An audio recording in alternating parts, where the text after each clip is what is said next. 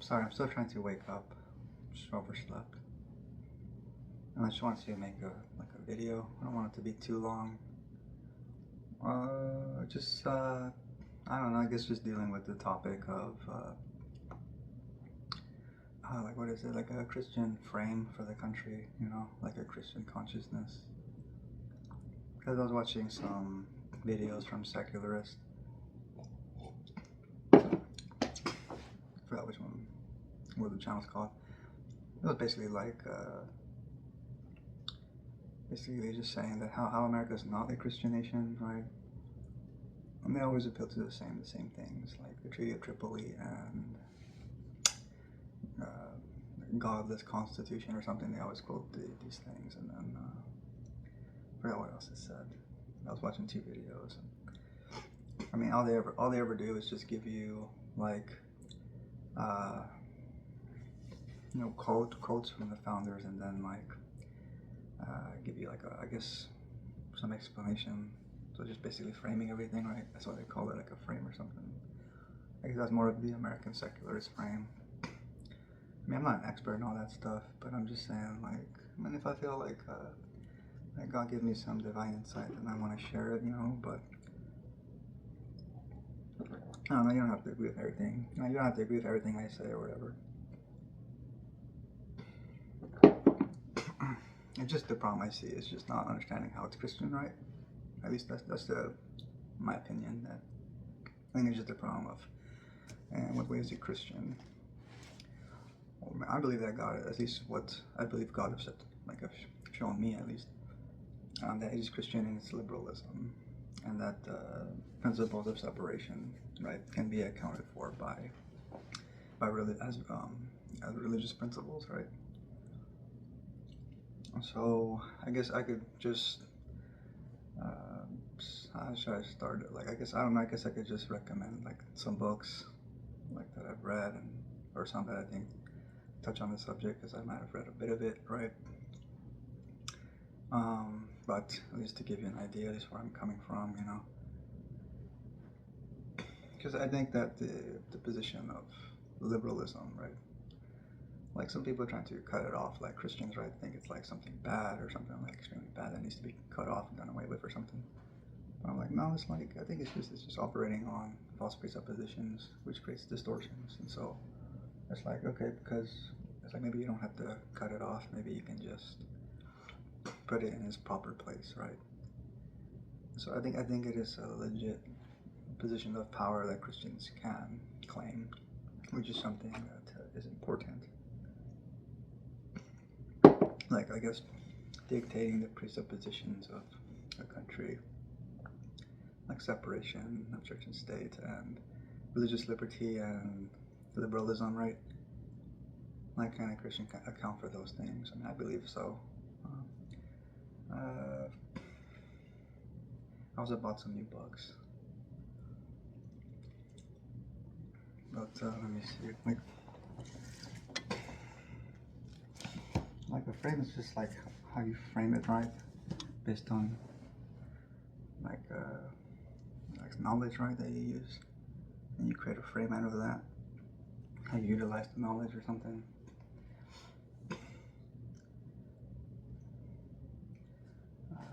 As far as like those kind of things, like the Treaty of Tripoli and stuff.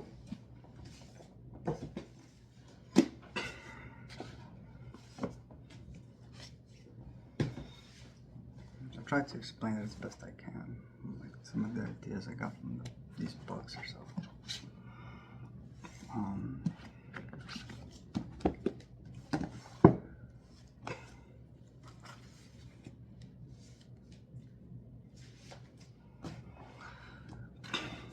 Like this one is called Fake Founding Fathers. Fake Founding Father Quotes Examine. Like, Were the Founders Atheists and Deists by Dave Miller. Look like this. Just goes over all the quotations that secularists like to use. You'll see that it is based on distortion. For example, here, which quote is this from? This one is from George Washington. It goes over the Treaty of Tripoli here. But, like, let me see. Actually,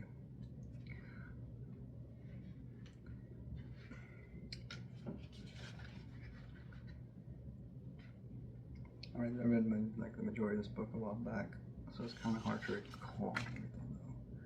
I have it marked here. This is from James Madison. This quote, I guess, as secularists like to distort. This is, quote, "Christianity is ignorance and superstition," end quote. And some of this response from this book states, "Incredibly, the vast majority of the time, when one is reading the writings of founding fathers, and one encounters a seemingly negative statement about religion in general, or Christianity in particular, upon further reading it soon becomes apparent that, with rare exception, the founder is either condemning, 1, corrupt forms of Christianity, or 2, attempts to force Christianity upon people, or 3, legal establishment of one sect over another by the state. All three of these rightful concerns overlap each other and constitute the historical background in which the founding fathers lived. Very often further approval of the Christian religion as a positive and necessary phenomenon. Such is certainly the case with the next quote, that is proffered to prove that Madison was irreligious and anti-Christian. It states, quote, "During almost 15 centuries has the legal establishment of Christianity been on trial. What have been its fruits? More or less in all places, pride and indolence and in the clergy, ignorance and servility in the laity, in both superstition, bigotry, and persecution," end quote. This quote is lifted from Madison's A Memorial and Remonstrance on the Religious Rights of Man. Once again, one need simply examine the historical setting and context of the quotation, as well as the overall progression of the argument presented in the document, to see that Madison was not hostile to Christian religion or opposed to its general presence in the country. Madison's remarks were a response to quintessential founder and fellow Virginian Patrick Henry's proposal, 1784 bill to the Virginia Assembly. This is titled, quote, "A bill establishing a provision for teachers of the Christian religion," end quote, which would establish teachers of the Christian religion by law and impose a general tax on citizens to fund them. Henry's rationale was sound. He said, whereas the general diffusion of Christian knowledge have a natural tendency to correct the morals of man, restrain their vices, and preserve the peace of society, which cannot be effected without a competent provision for leaders, for learned teachers, end quote. And the bill stipulated that each citizen could decide to which denomination of Christians their tax money would go, with unstipulated monies being placed, quote, into the public treasury to be disposed of another direction of the General Assembly for the encouragement of seminaries of learning within the counties, end quote. Madison's response to this bill clearly was not intended to be an attack on Christianity, but rather was intended to oppose civil government involved in enforcing citizen participation in funding preachers. The opposing affirmation indicates that the bill, quote, if finally armed with the sanctions of the law, would be a dangerous abuse of power, end quote. In other words, the government has no right to coerce anyone concerning religious belief, particularly in view of the wide variety of doctrinal beliefs that existed among the various Protestant sects at the time. As proof of this contention, simply observe how often Madison gives implicit endorsement to the existence of God and the need to render to him due worship without interference by government. He first quotes with approval an excerpt from Article 16 of the Virginia Declaration of Rights, quote, that religion or the duty which we owe to our Creator and the manner of discharging it can be directed only by reason and conviction, not by force or violence, end quote. Observe, Madison believed in the Creator and that, quote, we, end quote, obviously all people possesses a religious duty to that Creator.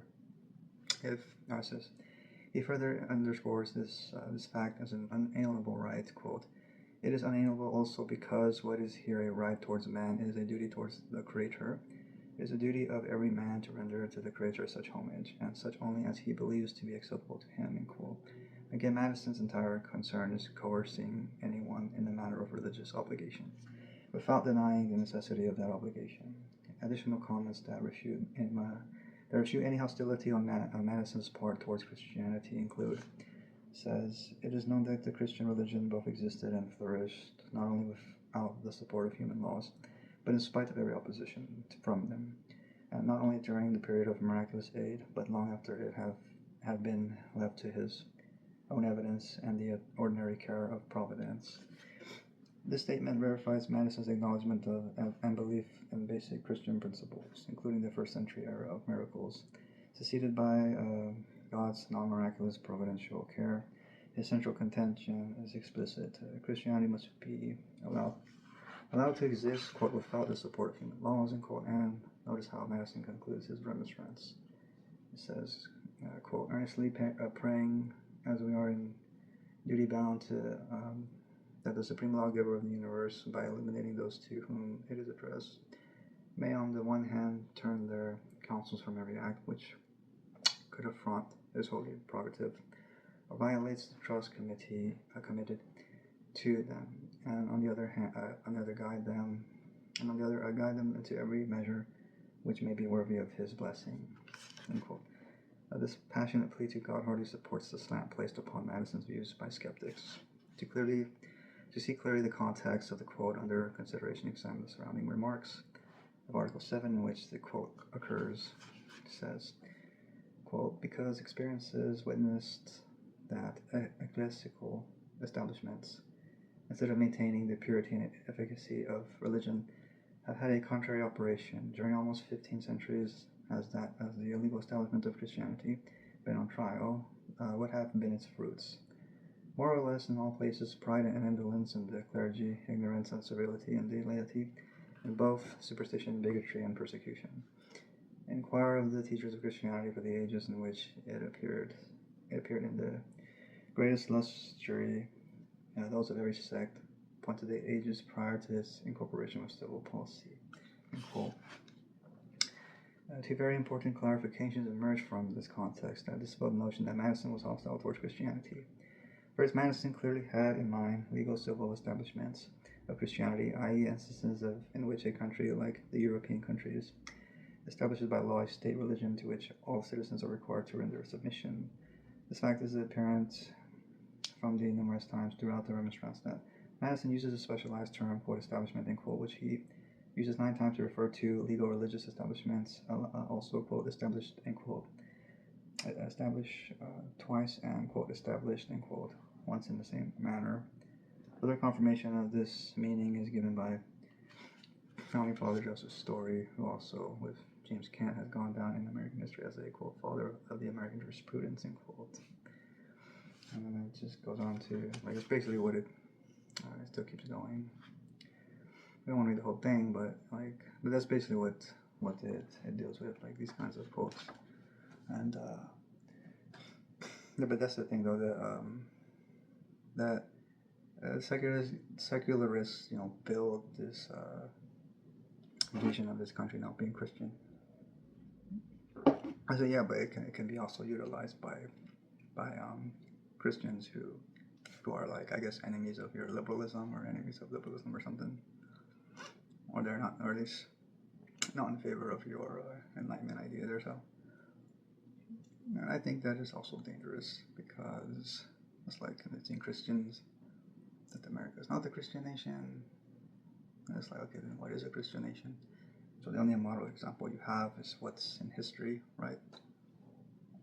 So that's why, it's like, I don't know, I just think it's dangerous to do that, because it's like, well, you're saying it's not Christian, but okay, so then is that the only example that we have in history, right? It's the Christian Byzantium and all this other stuff, and then, where does the society of persecution basically is what it also produced, and the violent schisms that had to do with that history, or the mind of that church. Just put on the mind of the church, just to also put on the mind of all of that, right? The history of violence and its way of thinking. Because I still see some of these, I don't know how to call it, say it, like these old wounds that these Christians that want unity of the church, and they're like you're trying to have it, but you're gonna end up like stepping on old wounds or something, or like I don't know, because I was watching like this stream with Jay Dyer and Kwai, right, Orthodox Shada, and that just happened before with like David Erhan and stuff, where they would have problems with Coptic Christians, other Orthodox, because you see it's not just some bitter rivalry between Catholics and Orthodox. Eastern Orthodox is also Catholic, Eastern Orthodox, maybe even Anglican, right? I don't know the history of all this stuff, but there's also Oriental Orthodox, Assyrian Orthodox, and Ethiopian Orthodox, other different forms of Orthodox that are not in agreement with Eastern Orthodox. And you can tell that their bitter animosity is still there. It's because they attack each other, like the non-Chalcedonian and Chalcedonian, right? So when you talk about putting on the mind of the church, well, you specifically mean the Orthodox Church. And I said, okay, but that requires putting on the mind of all of that bitterness. So how are you going to be one, right? Because you think the same way.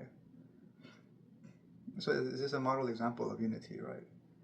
And so, like, to me, America, it is necessary for her to be a model Christian nation, a model religious state that can lead by example, but not a model Christian nation cannot possibly be like the way it was in the past with, just blasphemy laws, heresy laws, all this stuff. That's basically what that is, heresy laws, because I know, like, what's his name? This Christian nationalist that I listen to, Stephen Wolf or whatever, I think is his name. And he says he wants blasphemy laws, but then that's like he says he didn't want heresy laws. But I'm like, I was reading from the book called Blasphemy by Levy, and Levy just basically says that no, they're basically one and the same thing. Blasphemy laws are heresy laws. It's like if you trace the history of the word blasphemy, which is what the book does, right? Like I read from it a little bit. That's basically the theme of the book. So that's why I say that, like the reason why I recommend all these books is to show that it can be a Christian nation. Just can't presuppose everything that you think a Christian nation is based on the definition of a Christian nation that's been defined by the historical church, right? Because it was not always this church of the imperium, right? To me, that's why the separation of church and state, like establishment meaning a church, which is a religious corporation, because like some of these, like what was the one denomination of Protestantism, the Methodist Church, like they see their many churches as franchises, right? So they're like legal institutions or something. So that's what I'm saying. It's like that is necessary for it to be separate, right? Because and then but I'm just saying that is the only reason I see separation as like a religious principle, because of dissenting Christianity, and that is possible that may be the thing they try to avoid, right? Just having a religion of a Christian religion, a national Christian religion, or at least like a Christian religion of the imperial, order or something, or the religion of the empire, basically. Like, I don't know, I think they didn't go that route. I think through separation they went the route of dissenting, right? Which you can sort of say, like, how the church started in the New Testament church, right? I'm sorry, I was drinking a lot of coffee, so I'm not rambling too much. But it's because you have to kind of argue against both these anti-Christian secularists and these authoritarian type Christians that only see Christianity as it was defined by history, right? When it became the Church of the Empire. That's why some of these Orthodox are obsessed with Byzantium and all that, and monarchy. But you know what I'm saying? Yeah, like you sort of have to come against both of them a little bit, because they both presuppose the same thing as Christianity, or the Christian nation was how it was defined historically.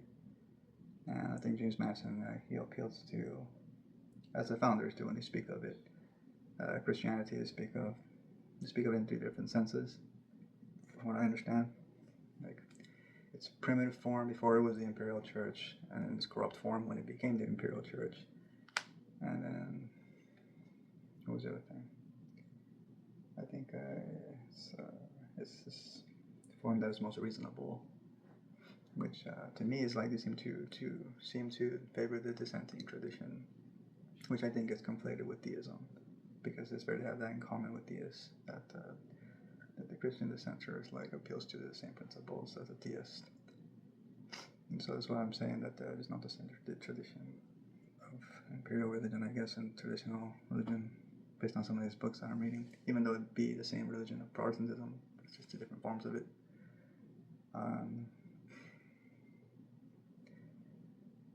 Well, I'm sorry. Yeah, I'm just tired. I'll try and drink coffee to wake up. So yeah, I was going over this book, and then I think it's useful to because to me it's a distortion, you know. Like obviously, it's like it creates a distortion in the American consciousness when you feed into a consciousness that America is strictly a theist nation or whatever, or a strict secular nation where it's like has no involvement or presupposition of religion or so. Like we're just basically cutting off their Christian heritage and tradition, right, or the Christian values of the country. I don't think that's wise either, because I think that like I said, it creates distortion, and then the problems that you see today, especially when you're surrounded by a bunch of Christians and also non-Christians that will favor Christianity, right? And so I don't think that this sort of anti-religious, anti-God fundamentalism, which is, I don't know, I guess atheistic fundamentalism, right? I don't think that's the answer to religious fundamentalism. I mean, it's pretty obvious these are like the spirit of fundamentalism, right? Which is why I think you still have more of the same materialized reality, like where you see these fanatical, radicalized, political, tribalistic people, right? Because you're not really a democratic people, you're like becoming more of a tribalistic people. And that democracy cannot last like that, right? But of course, I mean, America's not a democracy, but I'm saying that your way of thinking, even if it's not religious, still materialize this sort of like fundamentalist kind of thing. And just people just don't agree or whatever, you know. And so I don't know, I just think like Christian religion, at least the principles of Christ, loving your neighbor, loving your enemy, right, would have helped you in this like this sort of cultural battle, so to say. It really looks like the left and the right just want to hurt each other, so right. But yeah, I think this is a good book to understand that even the seculars can be dishonest, because I mean I would agree that certain traditional Christians can be dishonest as well, because they're trying to say that the only way America can be a Christian nation if it has an establishment of religion, which is the national church. I mean that's the only way the establishment thing makes sense, if it's talking about a church and not a Bible. A Bible is like a body of knowledge, right? A bunch of documents put together. An establishment of religion, as it says, church and state, would be a religious, like legal corporation or something. And then the other book, this one's the case for America's Christian heritage. This is from Gary DeMar. I filled all these books off before, but like I said, it's more like I guess an apologetic work, like that's the other book, right? Just dealing with all of these, people and their objections, and skeptics and all that.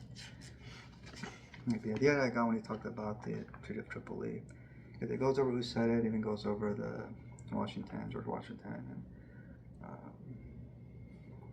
John Adams. I mean, the idea that I got was because they also cited like other treatises. Like, let me see.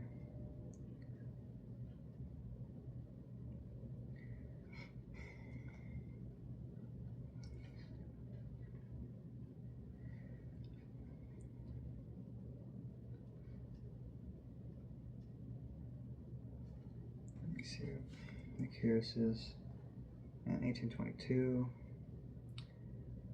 No, hold on. In 1783. At the close of the war with Great Britain, the peace treaty was ratified. Let's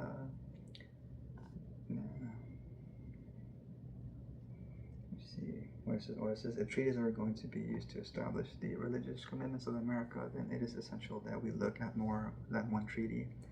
In 1783, at the close of the war, With Great Britain, a peace treaty was ratified that began with these words, quote, "In the name of the most holy and undivided Trinity, it hath pleased the divine providence to dispose the hearts of those of the most serene and most potent Prince George III, by the grace of God, King of Great Britain," end quote. The treaty was signed by John Adams, Benjamin Franklin, and John Jay. Keep in mind that it was Adams who signed the 1797 Treaty of Tripoli, even though he was not a Trinitarian. And so, in 1822, the United States, along with Great Britain and Ireland, ratified a quote Convention of Indemnity under award of Emperor of Russia as to the true construction of the first article of the Treaty of December 24th, 1814. And quote, it begins with the name, the same words found in the preamble to the 1783 Treaty. Quote, "In the name of the most holy and indivisible Trinity," end quote. Only Christianity teaches a Trinitarian view of God. In 1848, treaty with Mexico begins with, it says, quote, "In the name of Almighty God," end quote. The treaty also states that both countries are, quote, "under the protection of Almighty God, the author of peace," end quote. If one line is in the 1797 Treaty of Tripoli can turn America into a secular state, which it does not, then how do the critics deal with the treatises of 1783, 1822, 1805, and 1848? They usually do not. And then it goes on to talk about Chris Rada. I think Chris Rada, she was the author of, her book, it says right here. I think she was responding to David Barton or something, David Barton's book called Jefferson Lies or whatever. I guess she was just accusing Barton of being dishonest or something. It says Chris Rada spent 35 pages on the, quote, treaty with the Barbary States, end quote, in her book, Liars for Jesus, the Religious Rights Alternative Version of American History. But she never explains the context of the phrase. Furthermore, as Rada states, quote, "The President, the Senate, and the people of the United States apparently accepted without question an official statement that the government of the United States of America is not in any sense founded on the Christian religion," end quote. The treaty was printed in newspapers at the time. The reason that few, if any, people objected is that they understood what the treaty was stating. There surely were many Christians in the Senate. Why didn't they object to the statement, given the religious nature of all state constitutions, some of which were explicitly Christian? For example, North Carolina, quote, "that no person who shall deny the being of God or the truth of the Protestant religion or the divine authority either of the Old or New Testaments, or who shall hold religious principles incompatible with the freedom and safety of the state, shall be capable of holding any office or place of trust or profit in a civil department within the state," end quote. It seems odd that there were no protestations unless the statement had the particular purpose of assuring a Muslim stronghold with a different jurisdictional relationship between religion and government.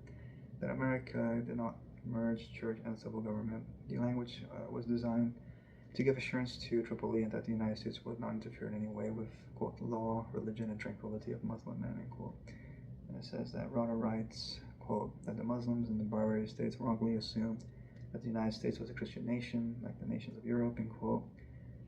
They assumed correctly. The language of the official document of the United States states constitutions the use of the, quote, "year of the Lord," end quote, in the federal constitution, and calls for national days of prayer and thanksgiving with references to Jesus Christ, were primary evidence that America was Christian at its core. How could they think otherwise? America did not have a state church. This all explains very well the statement regarding the Christian religion, or, quote, "Christian religion," end quote, was added with no recorded protestations. Rhoda refers this, quote, "explanation," end quote, as to the, quote, "Christian religion," end quote, statement does not appear in the 1805 treaty. Quote, "The events that occurred between 1797 and 1805 made it necessary to rewrite it," end quote. But she states that, quote, "Tobias Lear left out the phrase, 'is not in any sense founded on the Christian religion,' end quote, but claims, quote, 'there is nothing significant about this,' end quote. How does she know this? If the phrase was significant for Rada and her fellow skeptics when it appeared in the 1797 treaty, it seems that leaving it out of the 1805 treaty has some significance other than the phrase, quote, 'was unnecessary,' and what was, he gives a picture of the Treaty of Tripoli right here. This is, what was being added made the sentence too long, end quote. It would be nice to know it was unnecessary to include, it would be nice to know it was unnecessary to include each phrase in the latter treaty, and if including the phrase should require an additional sentence, then so be it. And it goes when peace makes war. And it talks about Thomas Jefferson was a student of the Quran. He owned a 2-volume English translation. So it talks about Jefferson's Quran. And so that's basically what I was saying. Like the idea I got from this book is that like when they read the treatise, like that this book was citing the ones that mentioned the Trinity and Christianity and all that. It's like Trinity, right? Specifically because they weren't Trinitarians, right? Benjamin Franklin and John Adams. It's like you can take the Treaty of what it says on the Treaty of Paris about the Trinity and then just stamp Benjamin Franklin's name on it because he did sign it. So does that prove he's a Trinitarian, right? So is it possible that they signed these treaties without really being in total agreement for what everything is being said? Maybe it served a purpose or something, or maybe what's being said is not interpreted properly by, I don't know, skeptics or so. And I mean, that'd be fair. I think some Christians don't interpret the founders of that correctly either, because they want to assume that they're Trinitarian, but they're not, right? But they can use that same logic, is what I'm saying. That if they want to, like if a Trinitarian wanted to prove that, even though he will not be proving it, but it would certainly look like he was proving it, right? That's because they signed these treaties. And I guess these treaties are supposed to reveal their personal beliefs or something. But it's like, no, it's like, I thought the treaty is supposed to serve a different purpose than from personal beliefs or something. It depends on what the purpose of it is for, right? But that's what I was just my thoughts. That's why I said I don't think the Treaty of Tripoli, like the statement that the skeptics like to use and rely on, like it doesn't actually prove anything. That's all I'm saying. But that's one of their so-called proofs that it's not a Christian nation. And so there are these two good books that you can read. Let me see, put them up here. What is the other thing? As far as like what is the Christian frame? I guess like I'll just call it like the American covenantal frame. Yeah, because I like the ideas I was reading from the other books on the American covenant, right? I mean, I see it as a consciousness or like a frame that just needs to be fleshed out. But it starts with like obviously presupposing the presuppositions, like who is the God of the country, and is it a Christian nation, and what way is a Christian nation? And so obviously like I don't favor the secular consciousness of the country, the sort of idea that secularism and liberalism, like a sort of de-Christianized, like no, I don't support that. I don't support even the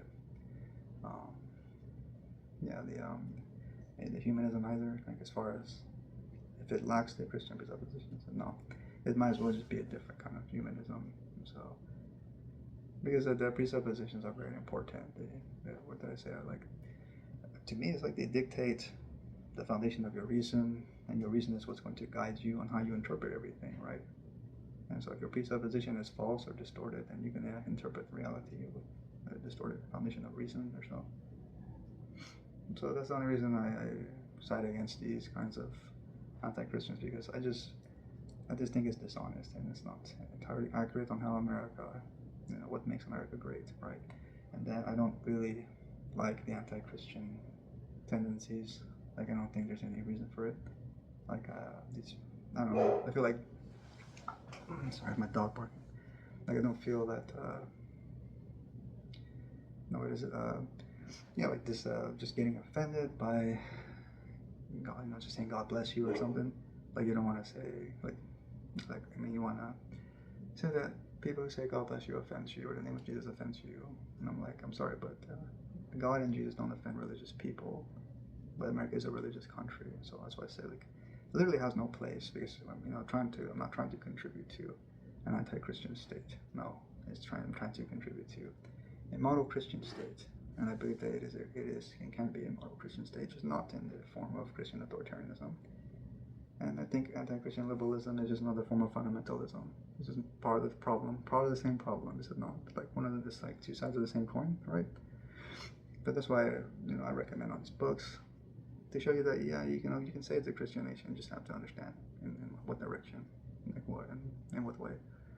And so like as far as like, I'm trying to recall what the videos were saying that I was listening to, these secularist videos that want you to feed into this consciousness that America has no real God. I mean, because everyone's God is America's God, which is absurd. And now it ties into liberalism in some way, which is why you get like these distorted presuppositions. Like, is it like, to me, I don't even like, as far as the books that are about unlocking liberalism, like, it's possible that, yeah, I think that the founders presuppose one form of liberalism, and that liberalism is Christian, and so that liberalism is exclusive to that God of Locke and the God of Christ, basically, the God of covenant. And that even these theists that you call theists, right, like James Madison, Benjamin Franklin, Thomas Jefferson, like, they are Christian in their liberalism because they are also students of Locke, based on some of these books that I've read. The influence of Locke in the founding. So when I look at the quotations on this book, the founders, right, because they were using, like, the secularists were using quotations on, especially Thomas Paine, right? But then that's why I like to compare the theists, the so-called theists, like Benjamin Franklin, his theism versus Thomas Paine's theism. And you see that because in these books, quote, Benjamin Franklin was rebuking Thomas Paine for, you know, his public opinions on the Bible and Christian religion, right? Christian religion. And it just shows that just because they are theists does not mean they are in agreement on everything. And it's possible that one favors the Christian religion, the other doesn't. You know, so you cannot just appeal to it being theistic. I mean, even like when it comes to Constantine, you know, he's basically being a pagan because he wasn't baptized till late in life, so he was not traditionally a Christian, and yet that does not stop him from favoring Christian religion, right? And so it's possible that non-Christians do favor Christian religion, and you see this today with Christian nationalism. And so appealing to theism, I don't think helps you at all. I don't think Treaty of Tripoli helps you. I don't think secularism helps you. I don't think liberalism helps you. I think all of these things can have Christian presuppositions, and you're just not recognizing it. That's the problem with you people, and so that's why I appeal to God to understand. And what way is it Christian? Well, obviously I believe that it is through liberalism, and so it does require from substituting the presuppositions of those things, of that thing. Take out the anti-Christian liberal presuppositions and replace them with the Christian ones. So as far as like the Revolutionary War, like some people try to say it's a theist war, it's non-religious, but it's not true. It's a religious war. That's why I have these other books here. This one, these two, these three right here. I read a little bit of this one, but it touches upon it that it was a religious war. Like even this one's called, this one's called The Quest for Freedom, Scott's Presbyterian Rebellions for Political and Religious Freedom. William E. Moore and David B. Nolan. On the back it's it's called America's Presbyterian Rebellion, the Revolutionary War, and General Washington. He's quoted, "I will take my stand with my North Carolina, Virginia, Southern Irish soldiers." I guess I read bits and pieces of it, and it just shows that it does have a religious origin, right? Which is what this other book is called here. And they even had a name, Presbyterian Rebellion. I'm sorry, I'm getting tired.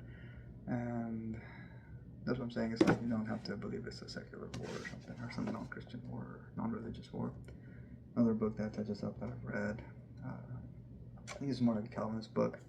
Let's go over some things on Locke, like, as well.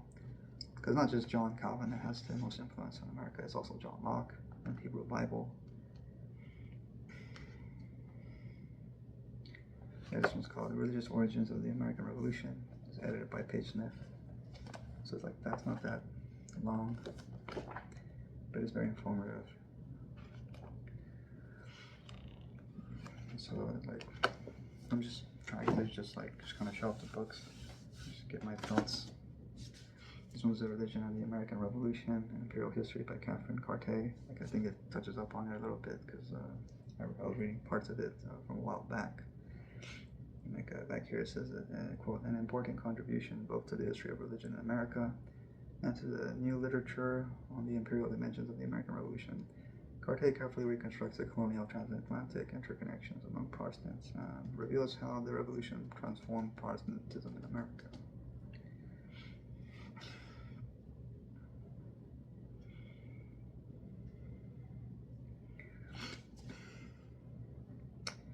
Adams's quote was, "The United States founded as a Protestant nation.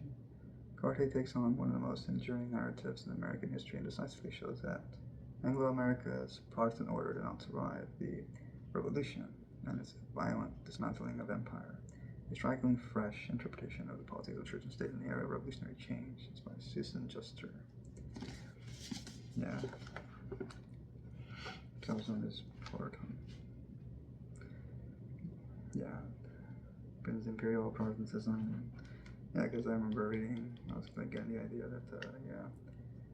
So I'm not an expert on all that, but I'm just saying, like, the imperial religion, like, even Protestantism, like I said before, it has, like, imperial version of it, and then there's the dissenting version of it, right?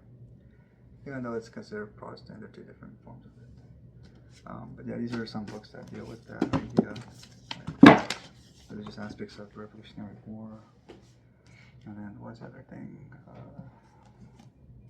Yeah, these two books, I realized I like these two books, The Founders and the Bible by Carl J. Richards. This one, Forgotten Features of the Founding Fathers, the Founding, I mean. The Recovery of Religious Themes in the Early American Republic by James Hudson. This one, it goes over all this other stuff, like the nursing fathers tradition, with the government aids, you know, the church, sort of say, in some way. The idea of future rewards and punishments. And what else? I remember reading this from a while back. William Penn and the American Tradition of Religious Liberty. James Madison, Religion, Radicalism Unbound. And so there are many ideas that they still believe that even after separation, so to say. And so it touches up on those themes, and it just kind of says like how it's sort of forgotten, sort of say. Because I guess the secularization, this one just deals with, I think, like, to me, it gives you a good overview of what I'm saying. People of the Book, A Lifelong Passion, Heroes and Villains, Divine Intervention, New Israel, Religion, Morality, and Republicanism, Other Shared Beliefs, Differences, Human Nature, and Balanced Government, Church and State. So it gives their views on what they agreed upon, what they disagreed upon. They agreed upon, like, divine punishment and judgment and things like that. Like here it says, like, the Constitution is a divine gift. Journalism people, like, try to say it's a godless document. But no, you can just read this book, and especially this one, it's helpful because it talks about, give you quotations of what they thought about, you know, the Bible, both its good and bad, and then animals, America, and the Constitution. Because it's possible to argue against the idea of the godless Constitution, because the founders did not see it as godless, you know. I'm trying to find some of the quotes that I saw here.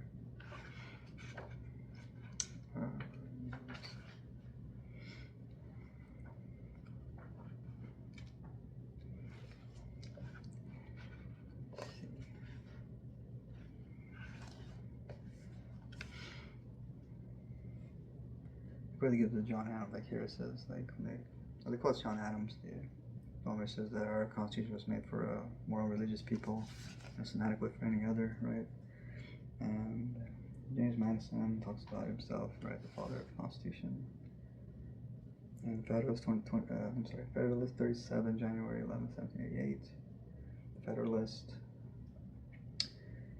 It says, would it be wonderful if, under the pressure of all these difficulties, the convention should have been forced into some deviations from the artificial structure and regular symmetry, which an abstract view on the subject might lead an ingenious theorist to bestow on the Constitution plan in his closet or in his imagination. The real wonder is that so many difficulties should have been surmounted with a unanimity almost as unprecedented as it must have been unexpected. It is impossible for any man of candor to reflect on the circumstance without partaking of the astonishment. It is impossible for the man of pious reflection not to perceive in it a finger of the almighty hand which has been so frequently and slightly extended to our relief in the critical stages of the revolution. So it ties into the God of the Revolution, right? Like I told you, it's like the Revolutionary War is a religious war, and obviously a very Protestant war, so you cannot say that that's the God of theism, that's the God of, you know, obviously Christianity. just by what you think of like death and all that, or war, whatever. He gives quotes from George Washington, and so these founders don't obviously believe that the Constitution is godless. I mean, I know somebody said that, right? Like somebody believed it was a godless Constitution because Jesus' name was not in it. And I think I said it before that like, well, it's possible that like, what is it? Absence of evidence is not evidence of absence, right? Like, it's possible that that your founder did believe God had a hand in it, and that it is not godless. Just because God's name is not mentioned in it does not mean that God's hand is not. It's not a work of God, basically. And then these other ones have to do with Locke. I read these two books. This one, God, Locke, and Liberty: The Struggle for Religious Freedom in the West by Joseph LeConte. This is The Unvarnished Doctrine. This Locke, Liberalism and the American Revolution by Stephen Dorwitz. He says the importance of his liberalism, that you should not divorce it from his Christian convictions, because it, like I said before, creates distortions, and it shows the importance of it remaining Christian, right? And how it influences the founders, and it basically is like the founding liberalism. Like I recommended other books as well, right? That I read. I just mentioned those because I don't know if I mean, I could have mentioned the other ones too, but I mean, I already sort of showed them off in my other video. But basically, I agree that the influence of Locke is underplayed, right? Like it's overshadowed by other so-called influences. And these books show that Lockean liberalism was important to the founders. Another book I read, Everyone Orthodox to Themselves. This is John Locke and His American Students on Religion and Liberal Society by John Coleman. This one's pretty good. It goes over James Madison, Benjamin Franklin, and Thomas Jefferson. And just goes over that, like basically, it doesn't favor the left or the right understanding. You know what I mean? Because I told you it's kind of hard to define the American Christian nation. Because it's not defined by an imperial order as it was in the history. And this liberalism is not anti-Christian, obviously, because it's Lockean and it's Christian, which ties into the God of the Declaration, right? Which was this is kind of what I'm saying. Like, it sort of can follow a chain of logic.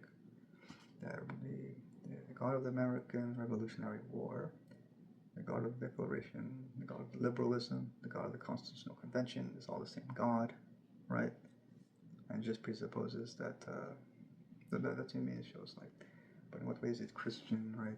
Actually, that's why I'm saying that obviously it's through its liberalism and the dissenting tradition. Like that would be more like the foundation of what I'm talking about, right? That yeah, it is a form of Christian tradition. It's not technically recognized as a Christian tradition because like radical beliefs were common among dissenting Christians, but they certainly like do have this other book that they had in common, like this one, The Religious Roots of the First Amendment, yeah, Dissenting Protestants and the Separation of Church and State, like this one, by Nicholas P. Miller. It does a good job of going over those principles that they had in common. But anyway, this one just kind of talks about the influence of Locke on these founders, the ones that you call the theists. But I tell you that not all theism is the same. Like it's possible that maybe they're Christianized theists or theists that favor Christian order. And even Locke was one of Jefferson's heroes, right? And so to me, it kind of goes over like the influence of Locke, the importance of Locke on these founders. And it says John Coleman returns to John Locke and three thinkers he calls Locke's American students to mount a counteroffensive against the recent resurge of illiberal thinking. Coleman's reading of Benjamin Franklin, James Madison, and Thomas Jefferson are astute and subtle. His case on behalf of their positions on religious liberty and free inquiry is well informed and persuasive. So I think it's a good book you can check out. And the other book I'm reading, this one, John Locke's Political Philosophy in the Hebrew Bible by Yechiel J.M. Leiter.